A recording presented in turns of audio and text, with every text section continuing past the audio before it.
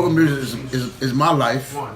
It's DC culture. You know what I'm saying? But we're trying to take it to another level like we did before. Trying to take it to a higher heights around the world again. We did it once, we can do it again. The song Debut was recorded by a DC band called Experience Unlimited, also known as EU. It was specifically made for Spike Lee's movie School Days and became a major hit in the 80s.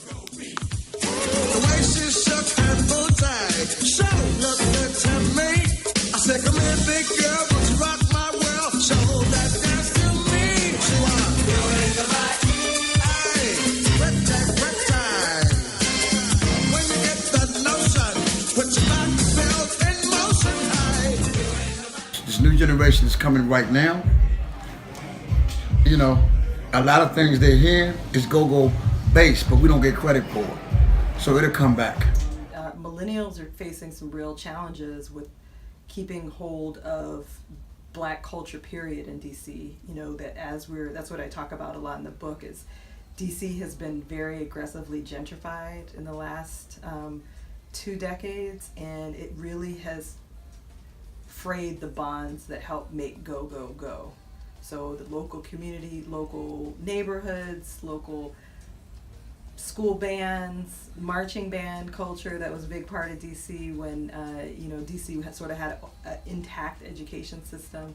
So that makes it pretty difficult, and also just the overall displacement of Black people from the city has made it really difficult. So there's also always been a culture in Maryland as well. So some of it has moved, and many of the people have moved into Maryland, and many of the bands and venues have moved into Maryland more.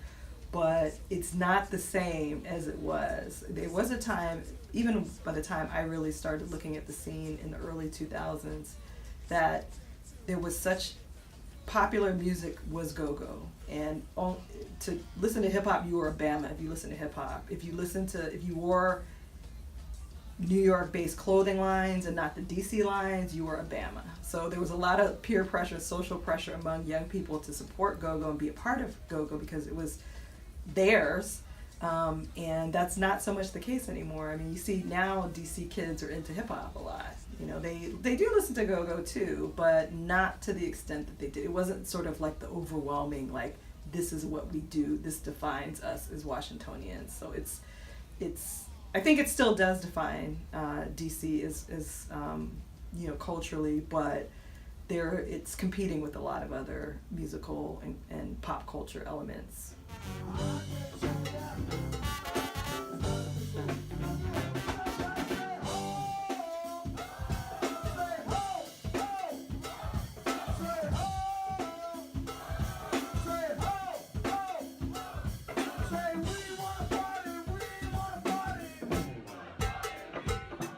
Naming this genre of music go-go made perfect sense because throughout the transition of songs, the percussion section continued to play, while the band leader engaged the audience through call and response. The method became extremely popular and acknowledged birthdays, graduations, and the neighborhoods in attendance. It's your birthday, don't leave. It's your birthday, go Santa. It's your birthday, all the Aries.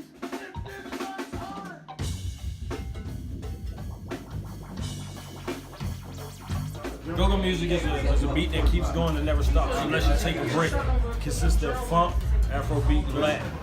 I played Thing-Amerie's on overtones, percussion. That's PDS band, cowbell, blocks. Then and now, the beat changed, it got way slower. It probably used to be way super fast. Now it's slower. A lot of the clubs are different now.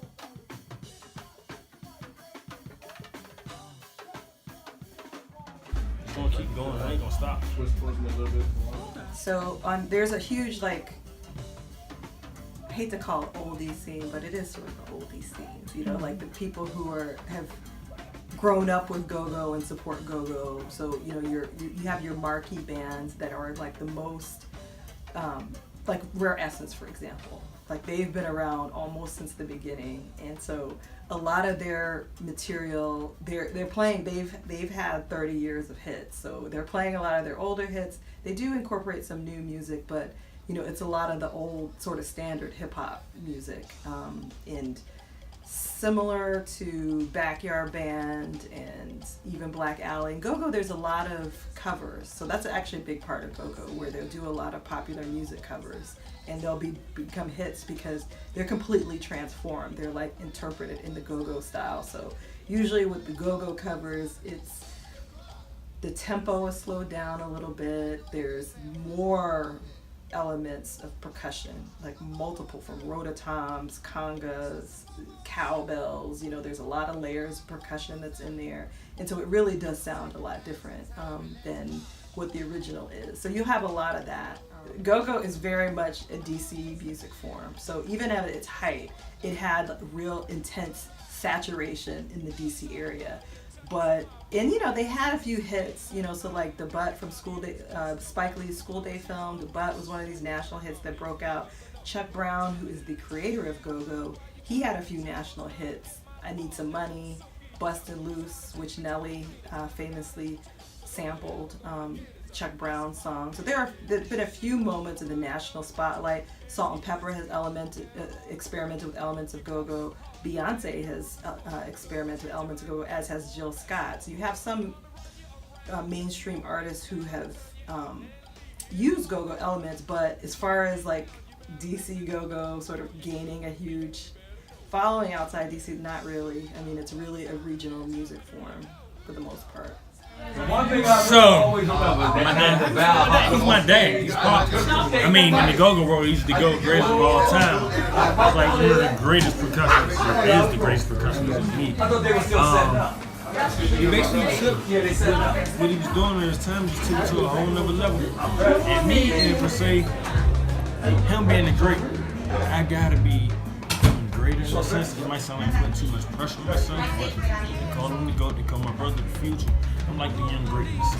Nothing sort of stays the same. So things have to evolve. And so it really will remain to be seen. Like, it's sort of going to depend on the millennials and the young people who are out there, how much they decide they're going to embrace the music and reinvent it for the next generation of fans.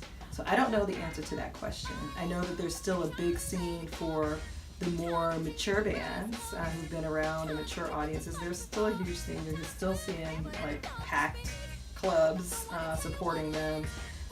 Whether the young folks are going to be replacing them, I don't know. So we'll see.